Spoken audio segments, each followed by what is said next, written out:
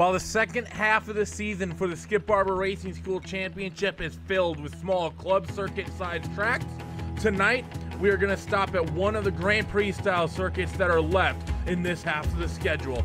This is round number 9 of your Skip Barber Racing School Championship live from Japan at Ada. Don't go away.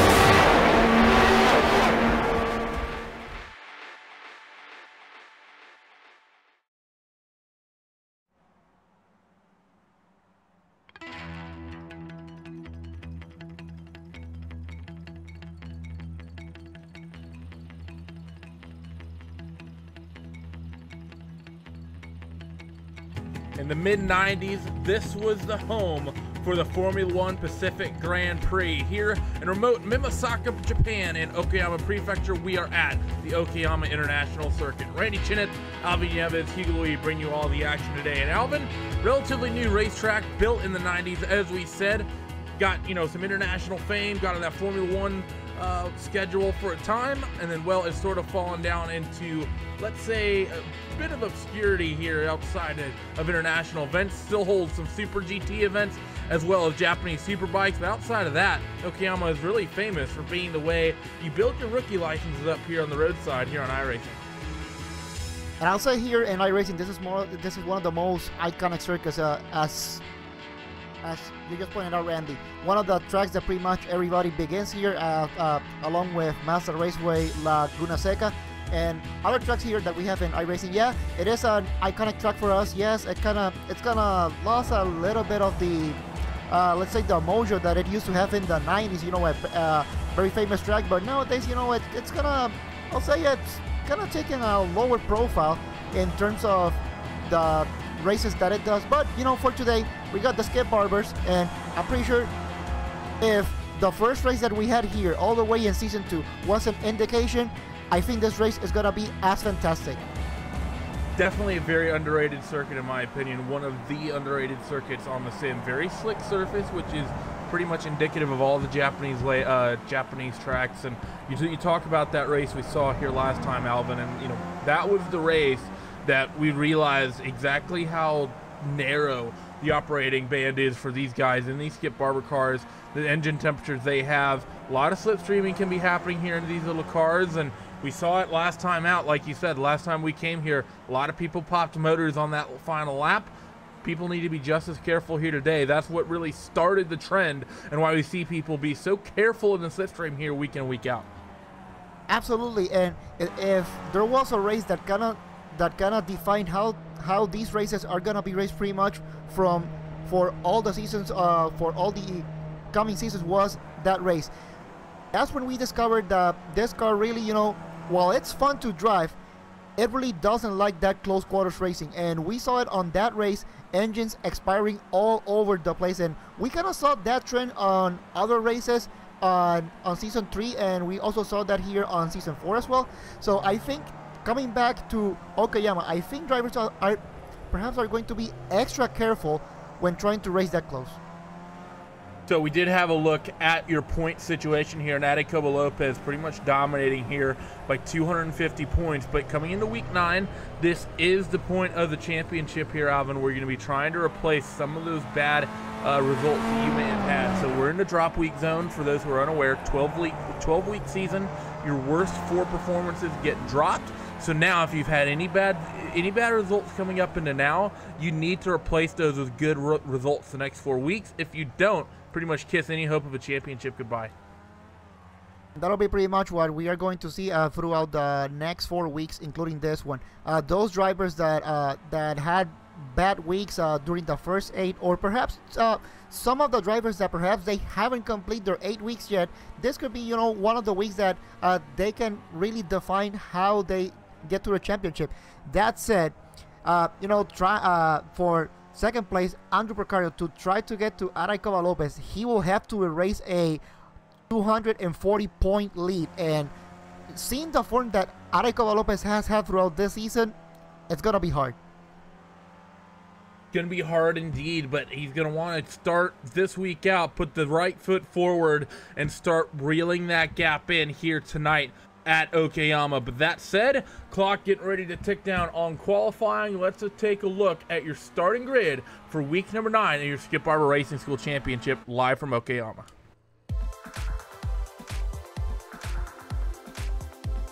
So Okayama Lopez takes pole position here away from Yamadon Torres. A dominating performance in the time trials for him, a full 0.4 of a second quicker than everyone else. Felipe Bear, another surprising thing to see him 0.4 off pole.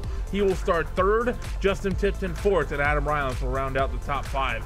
Andrew Precario will sit 6th, Francois Bollier 7th, Simon Scholze 8th, Carl Dronkin 9th, and Edwin Valerino will round out your top 10.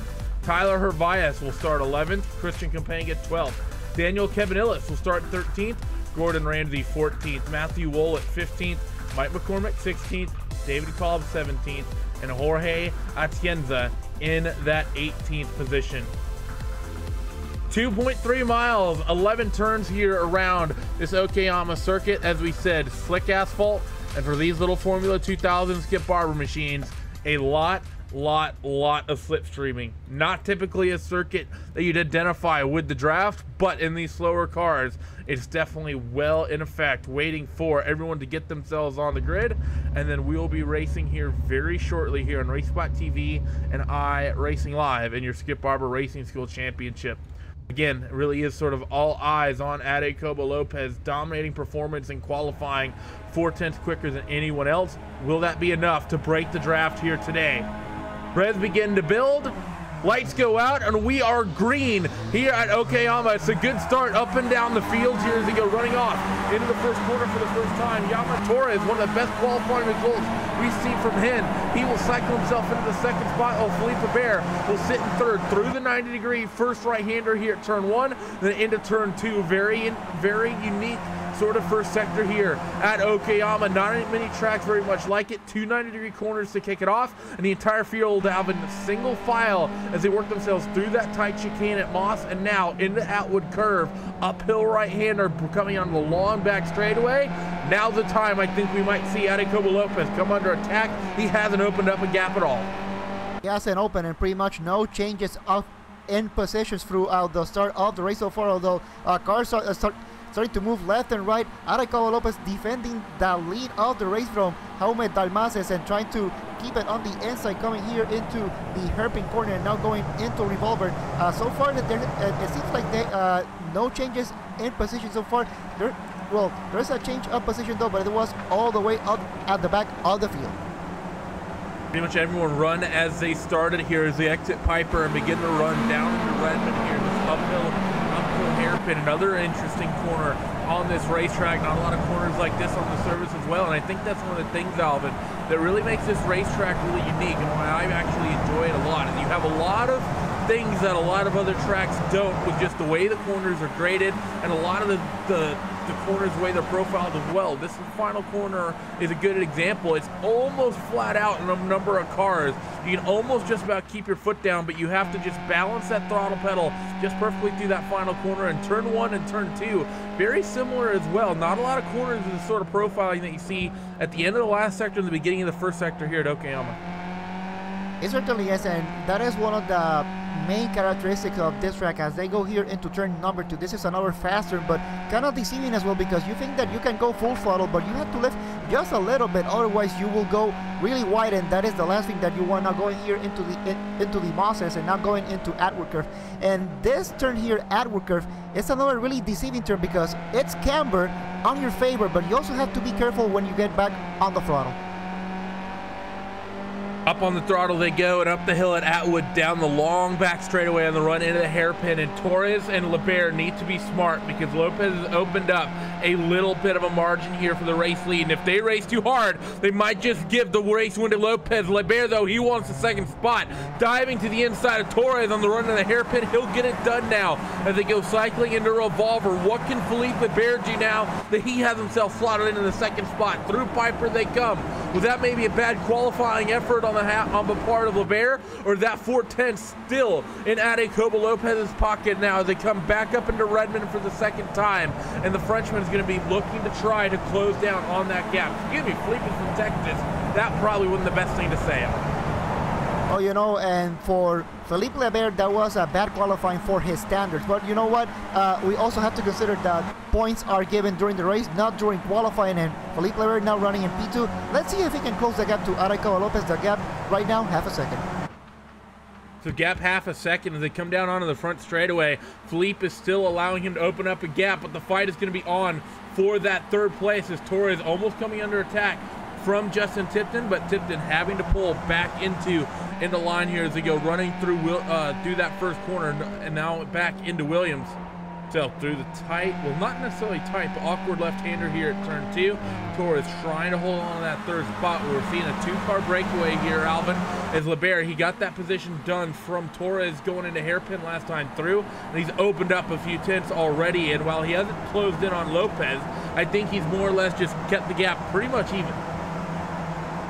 And I think this is what I think Felipe Barber is kind of looking right now. He doesn't want to get too close because as we saw on season 2, if you get too close and you keep that rhythm for too long, your engine may explode. So perhaps having that gap will help Felipe Barber in trying to get the race win.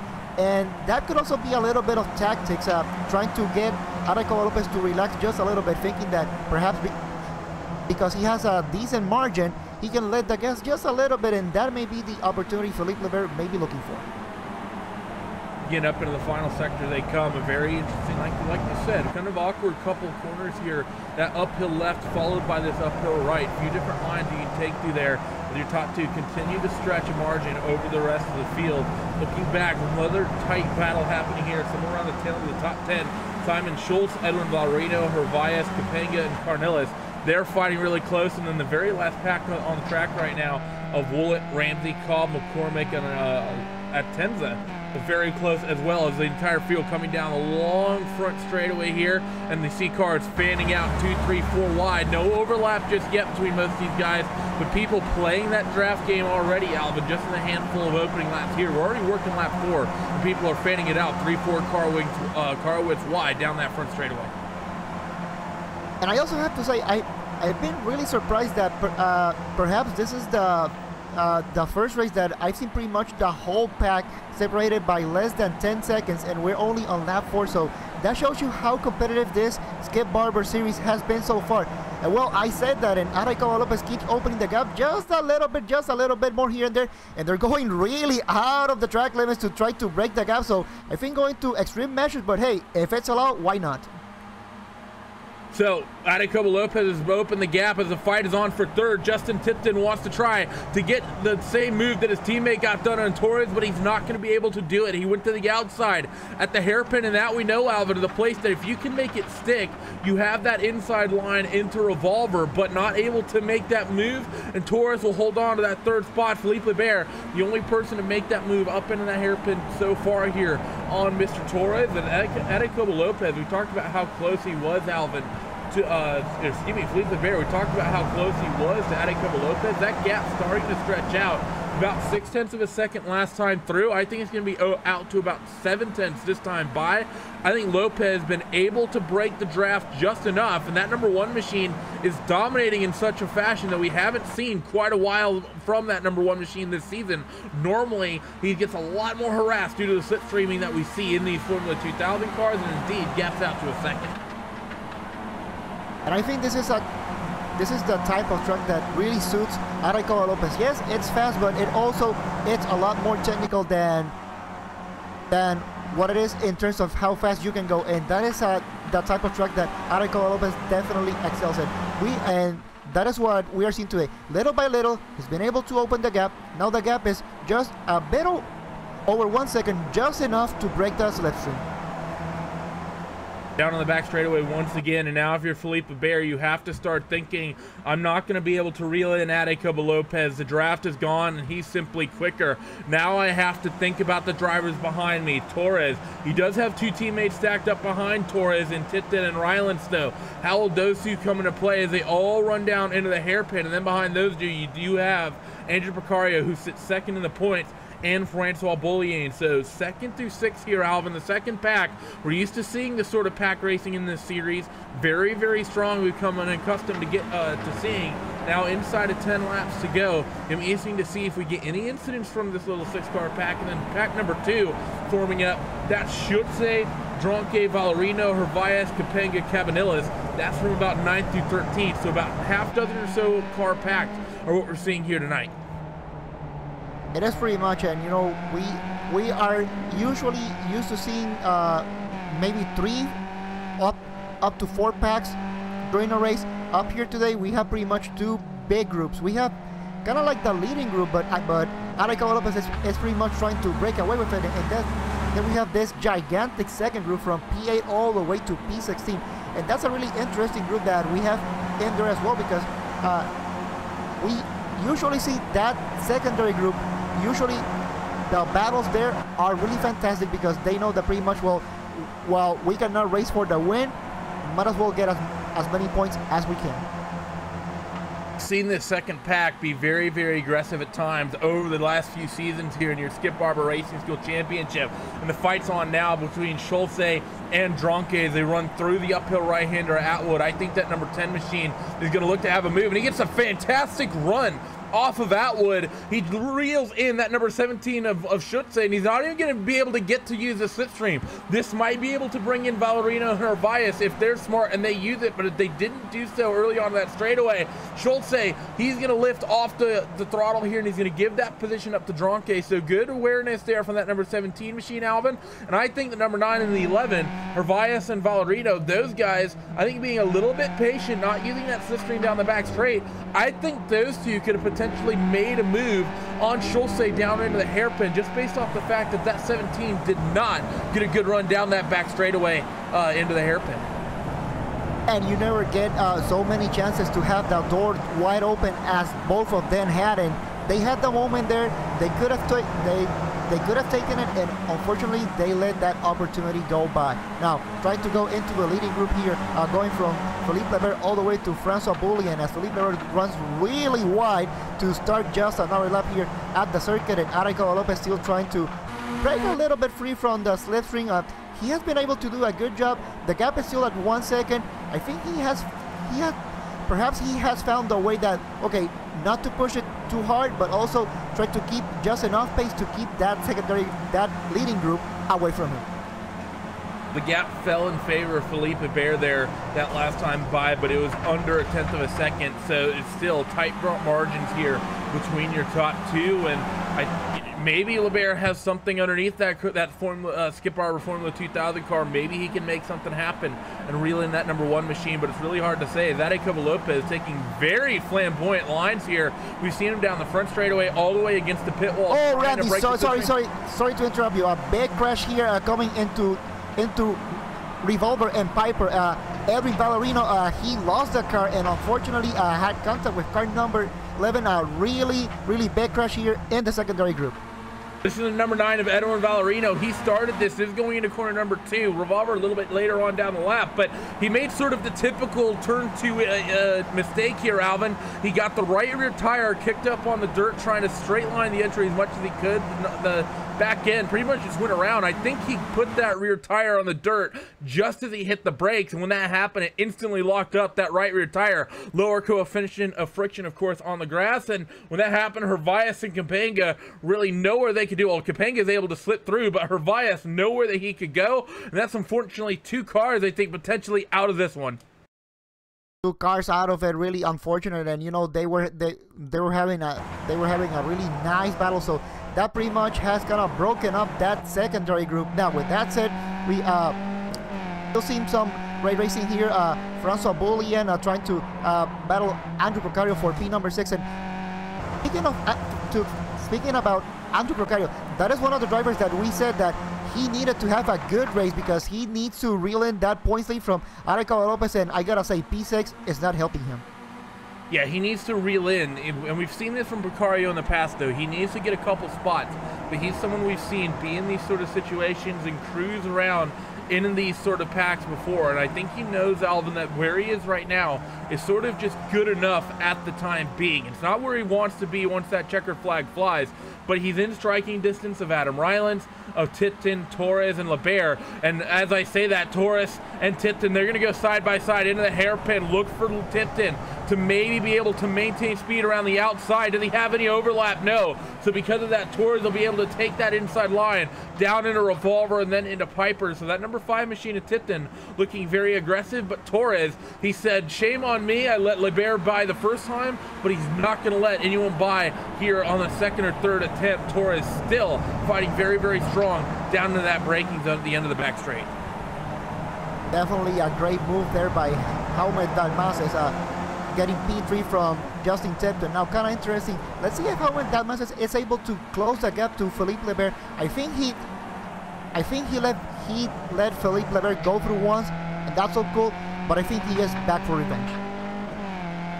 So down the front straightaway, because of the fighting, Philippe LeBaire has opened up a little bit of a gap from those 2 behind him, but the gap up for the race lead is pretty much stabilized at 9/10 between Lopez and LeBaire. It's sort of just fluctuating a couple hundredths one way, a couple hundredths another way, but still the fight is on from 3rd through about 7th out on the racetrack, and they work themselves through the 2nd corner on the run down into the Moss S and then back up into Atwood once again. And this is where we've seen Torres be so aggressive with the blocking, trying to hold off Justin Tipton, Alvin, and now into this awkward section, and I think Tipton, he gets a little bit of a better run coming onto the back straightaway. He sort of straight lines the exit that little bit, and that number 5 is going to look to make a move on the 6 once again. Trying to make a move, but also the number 6, he has the slipstream advantage, taking the advantage of Philippe LeBaire. Now he moves in front of Justin Tipton and throws a real good block, but Justin Tipton says, I'm not gonna have any of that, and decides to battle with it. But at the end of the day, Jaume Dalmases still here in the position, but no, it almost contact there, but Jaume Dalmases still P3. That battle, definitely we need to keep watching. Yeah, we need to keep an eye on this for sure, and I think that Justin Tipton may have cost himself a little bit, because going through Atwood, Alvin, that is one of those corners where there's about 2 or 3 different lines. It's not quite like Sunset Bend is at Sebring, but it is sort of like that in terms of you can run an early line, you can run a late line. You know, there's 2 or 3 different lines just with the profiling of the corner and the width of the track on exit. There's 2 or 3 different things you can potentially do through there, and I think Tipton, he got a little bit of a run, and I think he pulled out of the draft just a hair too soon. I think he may have been able to use a little bit more of that slipstream, and that may have made the difference in that move right there. That said, you see everyone trying to break the draft down the front straightaway into turn number 1. We're already scored 9 laps down, 5 to go. And that was definitely the advantage that Jaume Dalmases had going into turn number 5. he was able to use the slipstream from Felipe Leber. It wasn't much, and well, I said that in one blown engine right now. Adam Rylance is the one who popped a motor here, and now we have to start wondering. It's hot weather, and that's 5 laps to go, and a motor let go. So now everyone in that lead pack, Alvin, is going to be very, very wary about how they race. Everyone's looking for clean air. Felipe Leber's fishing for it. Jacobo Lopez should be fine. No slipstream all race. Torres is looking for it. You look down the back straightaway, it's sort of the opposite of what we've seen. Last time through, we were seeing people super aggressive trying to make moves. Now everyone's doing everything they can to find that clean air and to get into that radiator inlets on the side, on each side of the number 5 of all these cars, really trying to get them cooled down.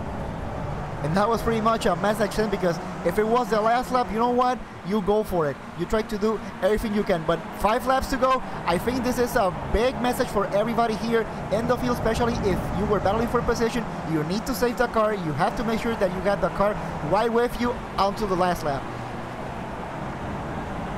So everyone's still doing everything they can. The Bears done a good job to keep that lead gap down and actually reel it back in. It's under 0.8 of a second, so Felipe Leber finding a little bit of speed, but I have to say, Leber might be a little bit worrisome here with the incident limit here, Alvin, because 17 incidents, that's what you're limited to. It's universal on the iRacing service, and he's pushed, you know, he's been relatively liberal with some of the track limits here. He's on the exit of 1, he's pushed off a couple times.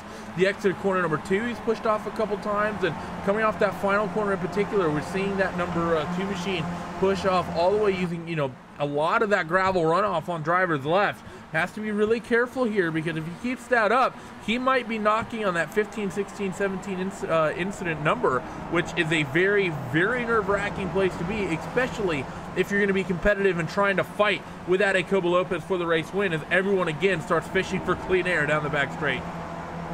Fishing for clean air indeed, but Jacobo Lopez trying to break the slipstream. Perhaps he didn't get the message that it is in his best interest to try to lure Felipe Leber into try to use into using the slipstream, and perhaps that could be the difference maker. Felipe Leber, yeah, he may be closing in the gap, but the more he stays in the slipstream, well, the more doubts we have about his engine as well. So going to be 3 laps to go at the line here, as everyone's still trying to keep those motor temps cool. I don't think we've seen anyone else. Yes, we have another one. The number 13 just blew an engine. The number 13's motor just popped. That's Matthew Woollett. So that's unfortunate. We've lost now the second one, Alvin, and I think we're going to see a couple more motors pop here, potentially coming to the end. And that's pretty much one of the main concerns here that everybody has in right now. So now with 3 laps to go, really interesting how everybody is trying to perhaps keep a cool engine. I see an incident here with car number 16. That's Gordon Renzi. Let's see what happened.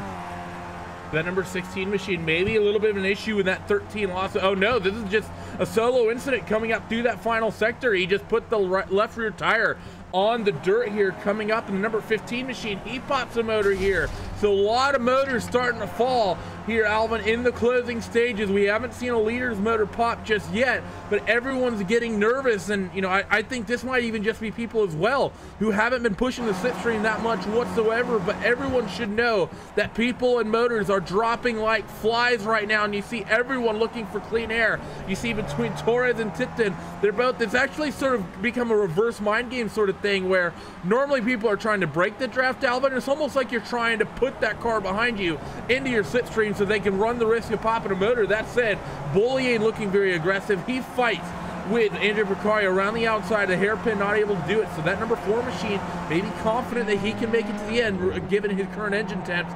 2 and about a third laps left. And also car number 12, another victim of an expiring engine. So yeah, Randy, we are starting to see a lot of engines go. So this is pretty much a race of survival right now. This is not a race of who's the fastest, but who can get the car towards the finish line. So 2 laps left is what it will be at the line as Jacobo Lopez continues to lead. It was 0.7 of a second last time through, but I think that gap may have come down just a little bit as they come onto that front straightaway. get an idea of what it is here once they come across the stripe and get the official timing update. And the gap is down. Actually, no, I take that back. The gap went up a little bit to 0.8 of a second. So my eyes deceiving me just a little bit here, as still a lot of people fighting very close. Torres and Tipton, they're very, very close, and Bullion and Precario, they continue to fight. You have to put question marks on the second car in each of those lines between the number 5 of Tipton and the number 4 of Bullion, as Bullion's actually going to go side by side of Precario. Very well done in the car placement, and Bullion noses to the inside of Andrew Precario up into Atwood. He's going to pick up that 5th spot, and that's one of the things that can happen here, Alvin. You sleep for just a little bit, get your caught sleeping just a little bit, and if you're able to, someone's able to get a nose on you, they can get up the inside, especially into Atwood. That said, around the outside, Andrew Precario has a big run down this back straightaway, and he noses ahead ever so slightly. If he can hold strong in the outside here to the hairpin, he'll have that inside line into Revolver, and he's just able to do so. Well fought by Precario, but Bullion still fighting hard on the inside, but Piper tends to be the more difficult place. And the number 7, not quite aggressive enough, and Bullion's gonna hold on. Fantastic job there by Francois Bullion trying to hold on for P number 5, but I also have to say Felipe Lever was able to close the gap just a little bit. At one point it was half a second, but now Areco Lopez able to open the gap to just under 0.7 seconds. And well, now we're going through the last turn, so this will be the final lap. Let's see if Felipe Lever has something to say. Final lap of motor racing, and everyone's engine is a major question mark right now, with the exception of Arecoba Lopez. He's been out front all race long, getting clean air into those radiator inlets all race long. He should be fine. That said, Felipe Bear brought that gap down by 0.2 of a second last circuit around the racetrack, and that's going to get him into draft range. If he has good temperatures, look for him to maybe make a fight out of this as they work themselves through corner number 2, through the Moss S, and on the run down up into Atwood. Still fighting close for 3rd as well between Torres and Tipton. Precario and Bullion still close as well. Bullion might come under attack. No, he's not. They come onto the back straightaway, and let's shift our focus back to the front here. The number 1 machine of Lopez all the way to the inside, and now you see LeBear trying to fight for that slipstream. They're side by side for 3rd as Torres and Tipton. No, I take that back. There's no overlap there, but they're just trying to get that clean air as the 2 machine of LeBear closes in on that back straightaway and is tucked right under the gearbox of Arecoba Lopez. Through the hairpin and into Revolver they come, and on the run down into Piper, this awkward left-hander. Torres and Tipton, they continue to fight, as well as Bullion and Piper. Excuse me, Bullion and Precario, as they work themselves now down into this uphill braking zone for the race lead. Number 2 of LeBear still tucked under the rear wing of Lopez through this final uphill right-hander, and then downhill pretty much from here into the penultimate corner near pit lane entrance. You want to clip the curb on the right-hand side, get a good run, and then a drag of the brakes, pitch the car into the final corner here, and get a good run off. The number 1 machine of Lopez does it perfectly, and I do not think LeBear will have nearly enough of a run. Torres and Tipton, they continue to fight for 3rd, but Tipton's not going to be close enough, and Precario in the closing laps reeling in Bullion, but he will also just miss out by a nose, and Bullion will hold on to the top 5. Not what Precario would have wanted here, Alvin. Coming into the first drop week race of the season, he falls back to that 6th spot. Definitely not the race that Andrew Precario was looking, but you know, a perfect race for Arecoba Lopez. Perhaps he will be able to get a couple more points to his already, I'll say pretty much a hard to close lead here in the championship. So Andrew Precario is gonna have really a hard next 3 weeks if he wants to close that gap and win the championship. So a couple drivers still need to come through, but no one really close, no fights out there on the racetrack. So let's go down your post-race results here from round 9 at Okayama.